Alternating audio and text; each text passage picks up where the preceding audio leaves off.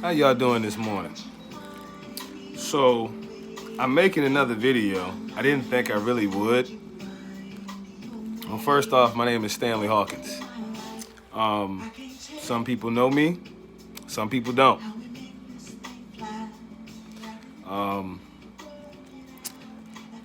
I made this page initially as a lifestyler for lifestylers. But at some point, I think my message got a little bit bigger than just the lifestyle. For people who don't know what the lifestyle is if we're gonna go even deeper, the lifestyle is a atmosphere where adults can partake in after hours festivities, to be as broad as I possibly can be. Those lifestyle activities could consist of arranged sexual parties, hotel parties, house parties, where your venue can be wherever. But they're arranged sex parties where people pay a fee to go. They call them swing clubs, but they're basically sex parties where people can pay a fee to enter into the venue and partake. And the only way to stay in the venue is you must take off your clothing and dress down to a more provocative clothing, i.e. lingerie, whatever the case may be, any sexually clad outfit. And you must be in that outfit after the first 3 hours, because most parties usually happen between 9 and 4 in the morning. So the first 3 hours is usually used to mingle. And I know a lot of people have seen Eyes Wide Shut and shit like that, and it's all bullshit. Because nobody really parties like that anymore. I mean, you can, but nobody's that fucking creative out here anymore. At this point, people just fucking send an invite or call a bunch of people over and they just sit, mingle, drink, and start fucking and passing each other the fuck around. That's basically what the fuck happens half the time. You know, that's it, that's all. The lifestyle is a sexual free-for-all. For the most part, which isn't a problem. Isn't a problem at all. And I've been involved in that particular lifestyle for the past 10 years. And I recently retired from it,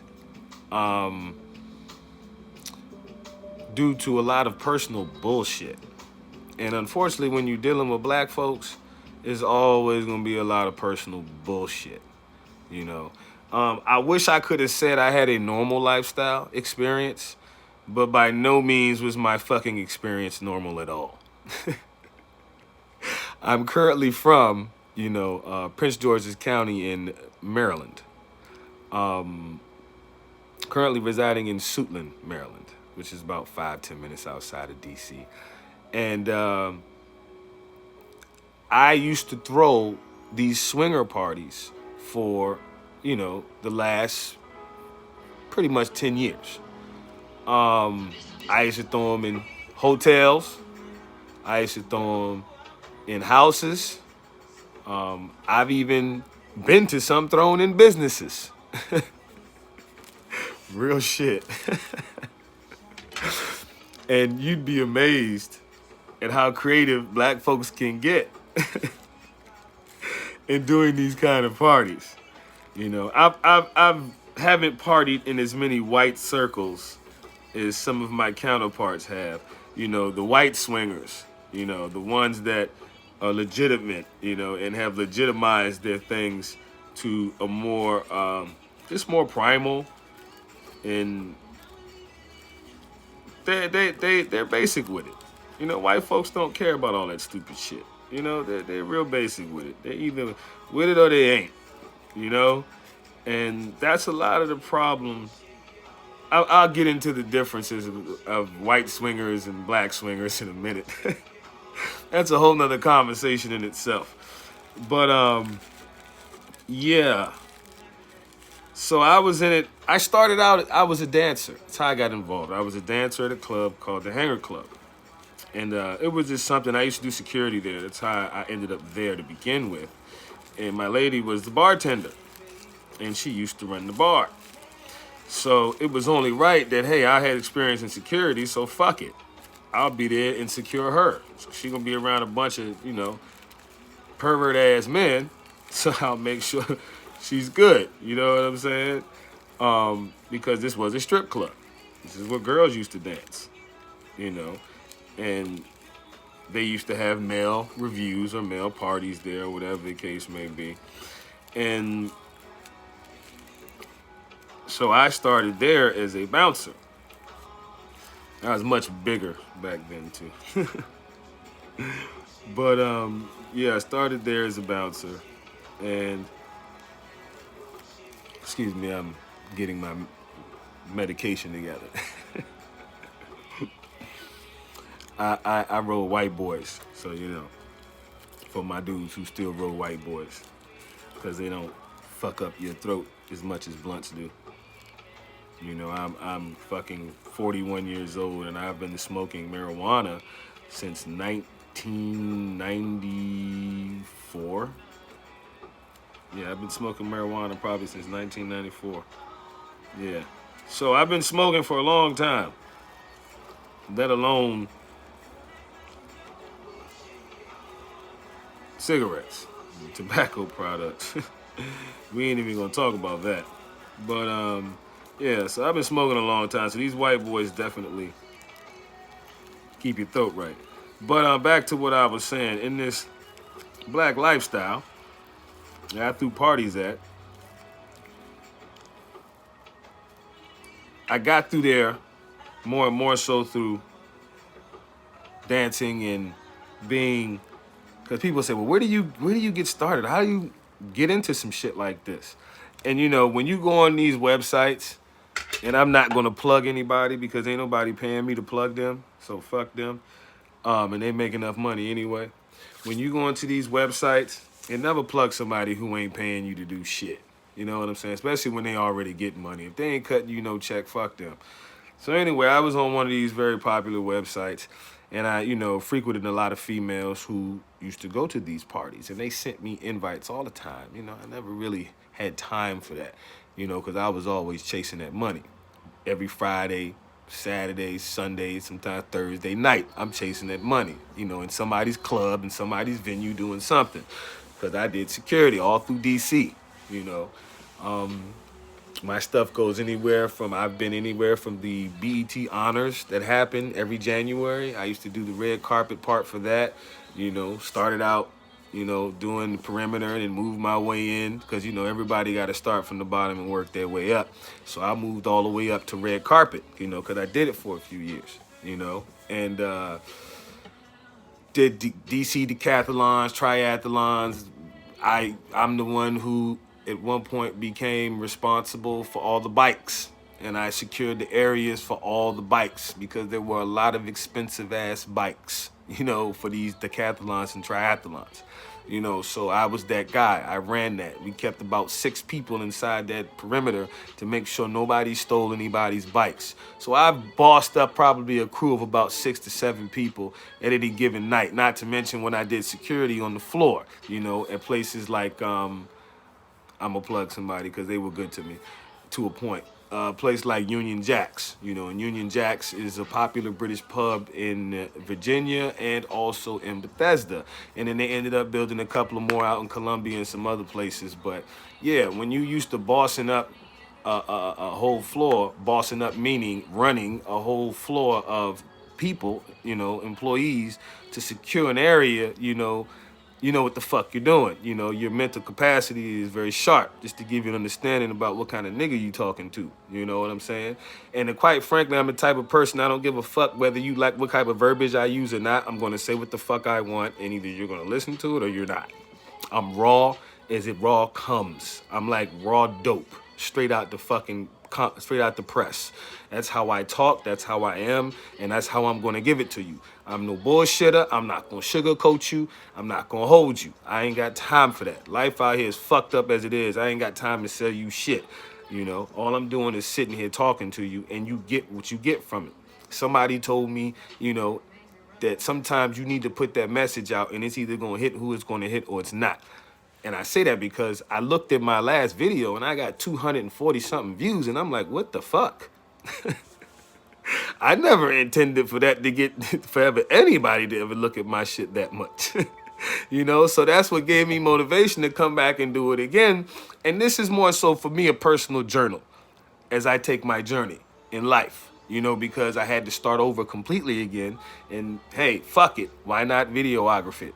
You know what I'm saying? So hey, technology is what it is now. Didn't have this technology 10 years ago, you know, to be able to really, actually you did, but when I grew up, you didn't have this kind of technology. Kids out here is making money off of YouTube left and right and doing all types of shit. But, you know, when we grew up, I'm a 70s baby, you know, so we didn't have none of this shit. And as you get older, sometimes you get stuck and pigeonholed in, you know, certain kinds of time periods. And you don't want to fuck with the technology because you know, really don't want to bother with it because it don't work right for you or whatever. But I'm rambling. Anyway, back to what I was saying.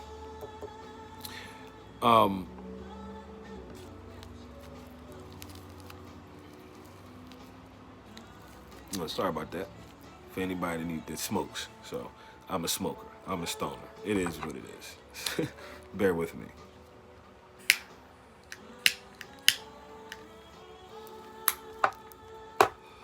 So I did security, ran across a guy named Artis. And Artis, you know, was the guy who threw the parties. You know, it's a lot of guys out there that threw parties, but Artis was the artist. Was his name. Very, very interesting cat. You know what I'm saying? And he ran all the strippers. An Artis was also a bodybuilder, you know, and Artis is also like 50 years old at the time when I met him, you know? So, you know, because I was there for his 56th birthday, you know? So, yeah. So Artis was still dancing and still stripping at 50 years old. And my man had a nice looking body. Like, I ain't in the niggas, but to be 50 years old, I wish I could still look like that. You know what I'm saying? And, you know, it is what it is. So he asked me one time, he said, hey, what you think about dancing? You know, because I did security for his parties when he did the male reviews. You know, I knew all the male dancers and shit, you know, let everybody in, you know, everything was love. I secured the whole area. And I said, nah, man, it ain't my bag, you know. I do securing. I secure shit, you know. I make sure shit is good, you know. So he was like, man, you should think about it. He's like, cause you know, you attractive dude, you know, I don't know homo shit, but the ladies respond to you, and I watch how the ladies respond to you, and yeah, you need to get involved in this shit, you know. And I don't think he used the word attractive, probably handsome, you know. So anyway, I said I think about it and give it a thought, and you know, hey, maybe I'll try it. But that wasn't, you know, me running around showing my body like that. I really wasn't that dude. You know what I'm saying? I'm more of using this than using that, you know. So using that never really crossed my mind, you know. And I got a decent package, so it ain't like I ain't holding, you know. But me and my ex ended up splitting up, and you know, she made me feel some type of way. So I said, fuck it, I'll do it. Just to see if I could do it. You know, because one thing about me, I'm the type of person, if you tell me I can't do something, I'm going to do it anyway. Just to prove you wrong. And to myself. Because I ain't never liked being told I can't do something. So that's one of the reasons why I'm making this video, is because of my mindset. And how people should adapt this mindset. Because it's a lot of people I've seen out here this past holiday who've been very depressed, who have, you know, just very bad energy, you know, and these people can do this. They can change it around, you know, and I'm out here watching these videos on YouTube and things of that nature, watching everybody sell this and everybody sell that and everybody sells this and everybody sells that. And I watched one particular video from, Vlad TV. I fucks with Vlad TV because that John Witherspoon interview, everything. You need to go check it out. Awesome fucking interview from a man who never stopped working up until his fucking 70s in the fucking entertainment field. Like, you really need to watch that fucking video. And John Witherspoon give it to you as raw as you could possibly get it. He said, shit, I still got bills to pay. I still got shit to do. I got to work. But he was in a position where he didn't have to just take anything. He ate good. You know? And I look up to a man like that who kept working because he had to. You know what I'm saying? Like, he still had shit to take care of at 70 years old. 76, I think he ended up being, something like that. So yeah, I'm making this video because even with that way of thinking, that's a poor man's way of thinking. And it's sad that our people, I don't know what kind of personal shit that man may have had going on as far as, investments or whatever. But to me, the way he sounded from the interview, my personal opinion is he was working because he really still had to work. He liked the lifestyle that he had. And my thing is, if you still working at fucking 70-something years old, it's because you want to. If you still working because you have to, my nigga, you stupid.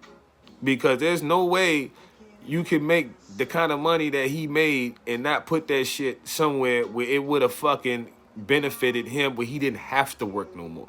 So the first part of the problem out here in these streets is bad money management.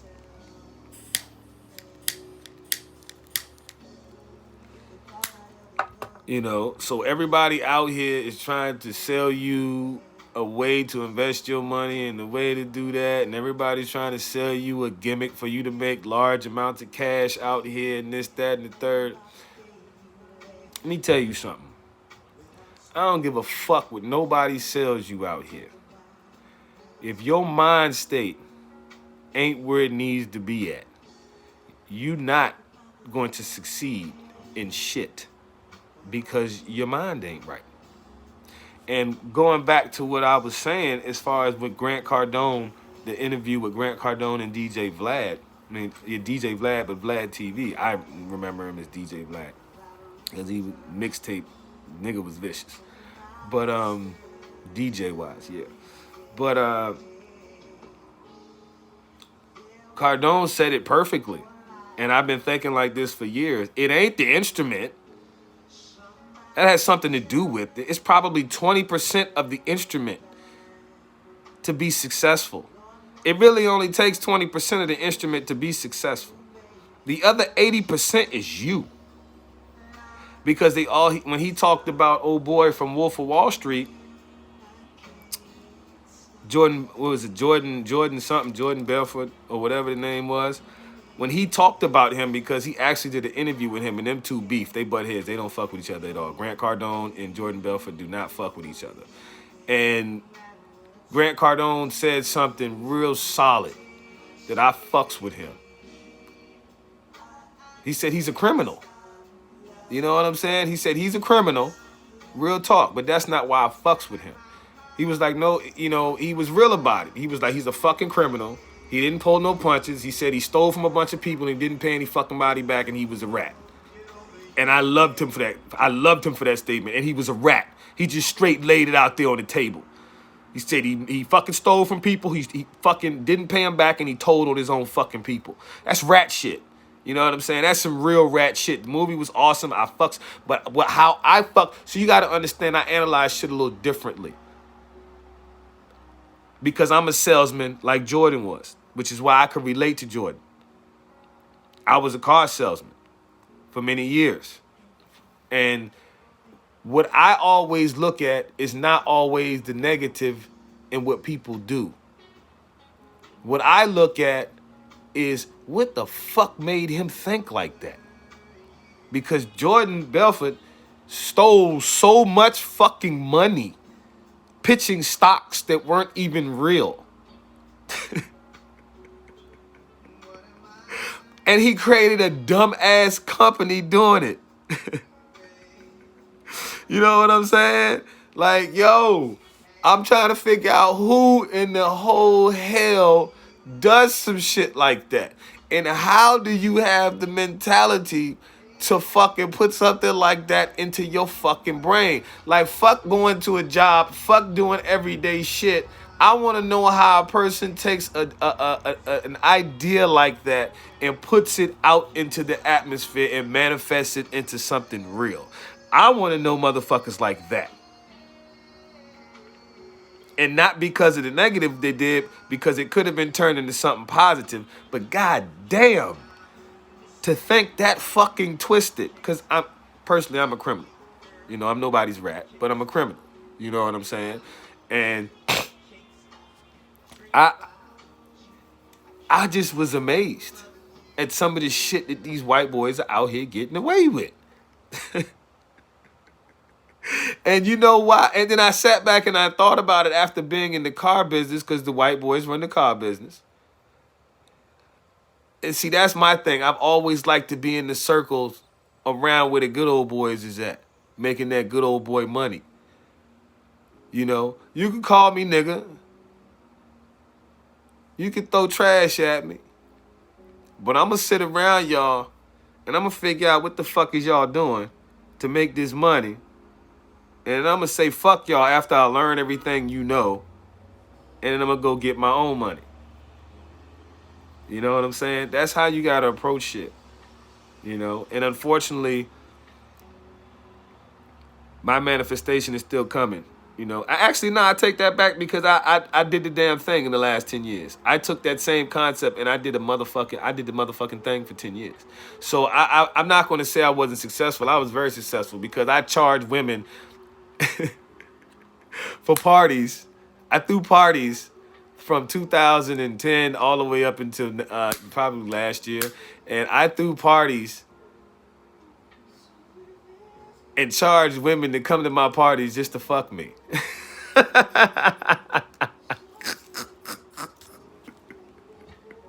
And you can't tell me if that ain't no motherfucking hustle. That's a motherfucking hustle. That's the best hustle you could have, is to charge motherfucking women and the wives of husbands, charge them a fee just to come fuck.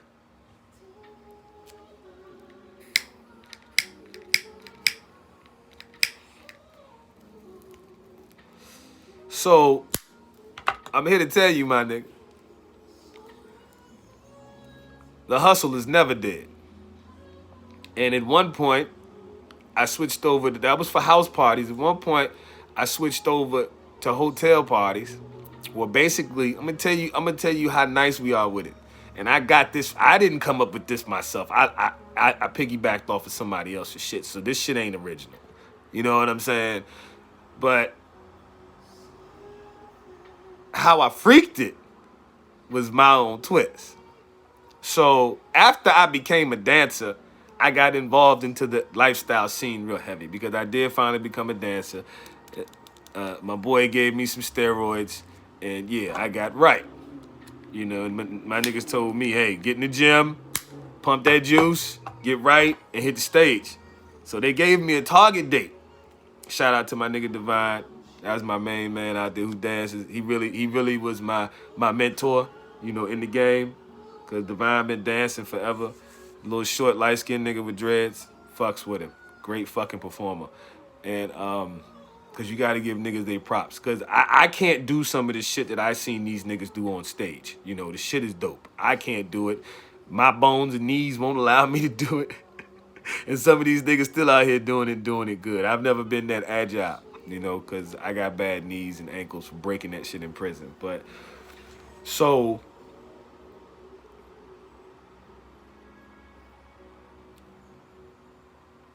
the hotel parties got to the point where you would basically go in, talk to a GM, because I don't talk to GMs. I mean, I don't talk to managers. Fuck managers. I need to talk to the owner, the GM. That's who I need to talk to. You know, never be scared. First of all, that's why I said your way of thinking out here is fucked up, people. First of all, never let nobody dictate shit to you. You dictate your terms, and either they like it or they don't. And then at that point, you make the compromise. But you must make that initial foot forward is what the fuck you want. And I got this mentality and thinking from being in the car business. So I have to give the car business all the kudos for me thinking the way that I think to this day. This wasn't my own original way of thinking, because we either out here are predators or we're prey. And that's the way we are. I've always been a predator, but not in, in the other sense. I ain't got time for that shit. I got kids of my own. Let's make that shit clear right now on social media. But you're either a predator or you're prey out here. You're either rich or poor. And rich or poor are the predator. The rich are the predators and the prey is the poor. It is what it is. There is no middle class. There is no in between. You're either rich or you're poor. Either your money works for you or it doesn't. Simple as that. So the whole point of me telling you what I'm telling you is because it's your way of thinking. People need to change their way of thinking. If you want to change your circumstance, because I know I'm not the only nigga out there like me. I know there's several people out there like me. But see, the problem with a lot of us males, we did not have these men around to talk to us like real niggas supposed to talk to real men. Growing up, we're not passing the baton like we're supposed to. Niggas are running around here, running blind, acting stupid out here for no fucking reason, making dumbass moves that's fucking punishing them for the rest of their lives for no fucking reason. You understand what I'm saying? So a lot of what I'm saying on here is to help the next brother, the next man, to figure out what the fuck he doing. And either you about that kind of life or you not. Because there's so much money out here to be fucking made, it's ridiculous if you just sit down and just fucking think about it. So, like I said, it was in my heart for me to give this message to somebody because somebody out here needs to hear it. You feel me?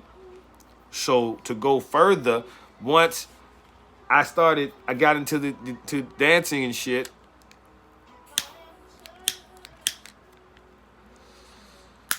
obviously 200 something fucking people want to hear what I got to say, so fuck it. So anyway, after I got to dancing, got on websites and shit, I started, the IRS, which is a whole nother conversation, caught up with me, and I had to stop doing security for a certain company. And I had to figure out a new hustle because security wasn't working anymore, and then I was doing waterproofing construction. I had 2 jobs. I was doing construction and security. The construction guy wasn't paying us no fucking more like he was supposed to. Almost went through Christmas without a fucking check because he was too busy putting it up his nose. So I've been put in a bind several times, and put in a corner several times. So I just can't stand when people sit out here and cry the blues about boo-hoo, because I've been painted into so many corners, just like I know the next motherfucker has, that you just got to do what you got to do to shake, rattle, and roll to keep moving. You know what I'm saying? And I had just moved into my fucking brand new, not brand new, but room I was renting from somebody in Bowie, Maryland, and I had shit going, my car, I'm moving, shaking and grooving, I got bitches, all that other shit. So I done lost not one, but both of my fucking jobs now. So I'm like, what the fuck? How the fuck do I lose both of my jobs at the same fucking time? Because I had just lost my security gig in October, which was my lifeline. My security gig was always there. You understand me? So I'm going to give you examples of where you can always fold if you allow yourself to. But it's your way of thinking. I'm not even going to talk about the part where I went to prison at 18. So we ain't even going to go there. I'll get into that another time. But right now, I'm just talking about this lifestyle shit. And you can take with it what you will. So I ran into a female shorty that was into the lifestyle shit real heavy. She'd been into it for the last 12 years, from my understanding. She knew a lot of people. We initially just started out by fucking. Because I'm the type of nigga, I got to give me some pussy.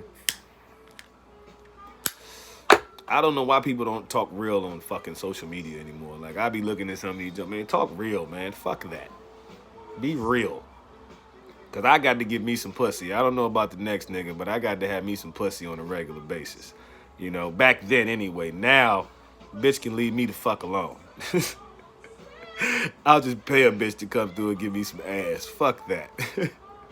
Because you bitches are annoying. And I'm going to get to that next. But right now, we just talk about this way of thinking and getting money. So I needed to figure out what the fuck I needed to do, you know, because I done lost my job. I done started messing with this chick, you know what I'm saying? So that's why I started dancing. I said, fuck this. I'm about to shake this dick on stage, my nigga. That's what the fuck I'm about to do. Nigga holding 9 or better. So I'm like, yo, fuck. I'm going to shake this dick on stage. I'm going to keep hitting this gym. Yeah. Give me about a month. I'm going to go get this paper. Because I was working too much to go to the gym. You know? I was working way too much. And I had to make a decision while I was working. I was like, yo, I have to get enough energy to go to the fucking gym. I'm taking this shit. And once I started taking that shit started giving me so much fucking energy. My ass was at LA Fitness every fucking day. Working the fuck out. That's why it got so big. Because the juice make you go get big. Like, you can't shoot steroids in your ass and you just sit there calmly. The fuck you won't. You will be running around like a fucking jet, especially if you're injecting enough of it. You know what I'm saying? So I had to buy more juice. You know, because I'm like, yo, this shit is getting me through the workday. Because I did waterproofing construction. I put sump pumps in people's basements and shit, laid pipe and shit, literally. You know, so piping systems, build fucking cellar steps and rip out cellar doors. And, you know, I had to backhoe, dig up shit and make cinder block steps and all types of shit. So, you know, I know brick masonry, block masonry, you know, all that shit. You know, these hands have put in some motherfucking work. So I can either use this or I can use these. And unfortunately, I couldn't use these no more because the nigga stopped paying and he basically closed the company down. Because he too busy snorting dope and blowing his money and not paying us. So I've been where a lot of you have been. Trust me. Some of you probably never even been in these situations. Because you stay in the normal, I'm going to work my job. And that's cool. That's admirable. That's boring as fuck for me, but it's admirable, you know. And I take my head off and I envy people who can sit in one fucking place for 5, 10, 6, 7, 8, 9, 10 years. I can't do it. Because I see shit for what it is. And I have a problem with it. I have a problem with this system out here, but I understand this is the way our country works. I get it. I'm just not trying to be that cog in the wheel.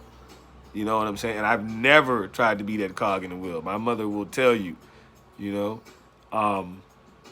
I've tried. And it never seems to work well for me when I try.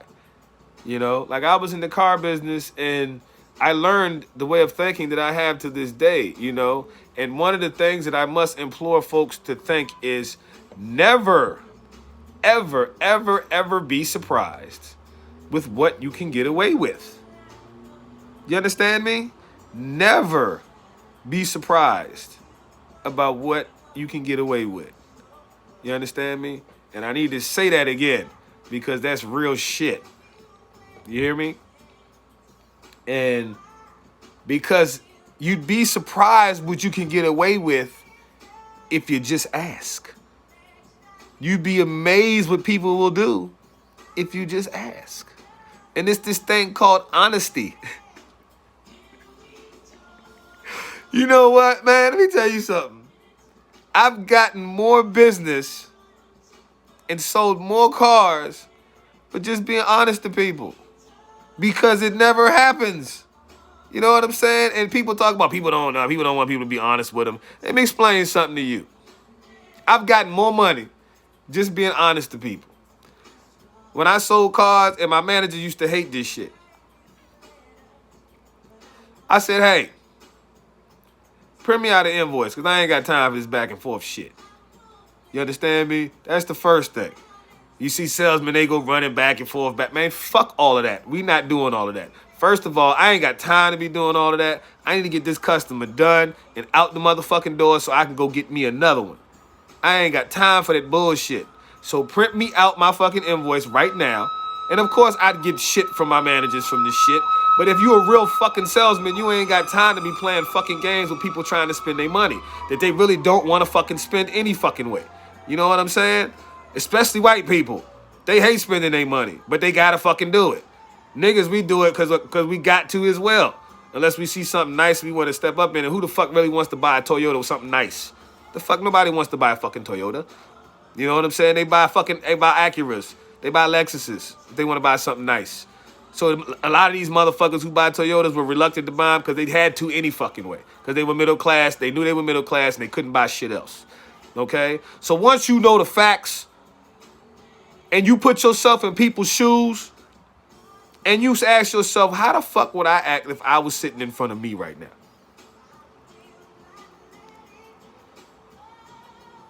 And I said to myself, yo, I wouldn't want this fucking pretty nigga sitting here judging me and fucking playing all these games with me and running back and forth trying to play with my money. Man, give me my motherfucking number right now. What the fuck can we do? And I'll tell you whether we can do it or not. Assuming my credit is where it needs to be. Because I've already talked to a bank who already told me my interest rate. So in the back of my head as a customer, I already know what my interest rate is in my bank. Let me see what you motherfuckers here gonna shop me. But first, let me get this price of this car right. Because you can get fucked in the car business either on the front or the back if you don't know what the fuck you're doing. Now it's a whole lot easier because you got all the information in front of you now. But, which is why I got the fuck out of the business, because it pretty much eliminated me as a salesperson to make any money, because it's just like taking an order. And I don't work at fucking McDonald's, so fuck that. You know, for my people who still out there in the car business, if you ain't a manager, you ain't making no fucking money. It just is what it is. Unless you selling a whole fucking asshole of cars, which will fucking kill you in the long run because you're spending all of your fucking time in the dealership. And I refuse to live in any man-made building that I can't lay my head in and take my clothes off and go to sleep and take a shower and wash my ass in. You know what I'm saying? Like, fuck that. Because I spent more time in a fucking dealership than I did at home. But, the whole premise of what I'm saying to you is never be afraid to ask for something, because you never know if you'll get it. Which brings me back to the whole premise of throwing these parties. I threw these parties and I said, fuck it. These chicks want to see me dance. They want a private dance. I ain't with this dancing shit. I'm a nigga that throw dick. So had I been a dancing nigga, I probably would have thrown my own private parties. But I chose to go the alternate route because I knew this chick who knew people in the lifestyle, who knew about these parties, and I said, fuck it. Since she want to start taking me to them, let me learn how these niggas do this shit. So people think I went to parties to fuck. No, I went to people's parties to learn how to throw parties. You understand what I'm saying? Getting pussy was a bonus. I wanted to watch how people threw parties. See, people thought the whole reason why I was there was to slay bitches. I wasn't there to slay bitches. I was there to peep the canvas the scene. I'm a criminal. I canvas my scene wherever I go. That's why us criminals were in the car business, because we knew how to canvas the scene. We knew how to assess a situation at any time and be able to tell a customer a car if we need to. You understand me? So the lifestyle and the parties never was about fucking for me. It was an opportunity to go see how these cats, these new cats that I'm meeting for the first time are operating and how they're successful with it, because I have a history where I used to be a pimp, so I knew how to sell pussy all day long. But I'm selling my dick. So I'm not going to sit here and do this door-to-door selling dick bullshit. I need to get masses in one place where I can get paid to fuck several motherfuckers. Or my niggas can fuck several other motherfuckers. And I'll bring all my niggas here and me, and we'll fuck and we'll charge these bitches. And we'll charge these couples because they bitches gonna want to fuck us too. And we'll scatter and trickle some nice looking bitches in there for the married niggas, because you know them niggas gonna want something. And that's how I went about it. And I was successful for at least a good 8 years of that 10. And then I took it up to even bigger scale because the party started getting too packed. And I had to move to hotels because the townhouses that I was renting, they couldn't hold all the people that I had. Which is why I upgraded to the hotels. And I used to go to GMs and owners and talk to them and like, hey, I got a crowd of people that want to fuck and get happy and just run the fucking hallway. Can I get the whole building?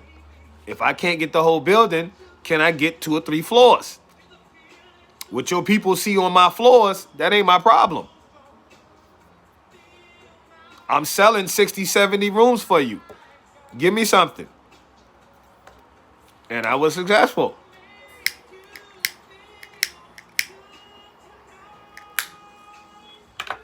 So I just wanted to say all that to give you an example of how you have to change your way of thinking out here.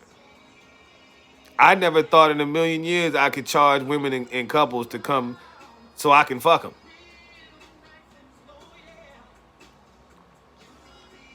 For being as real as I can possibly be. So I guess this will be my first part series on never being afraid to ask for anything. Because you just might get it.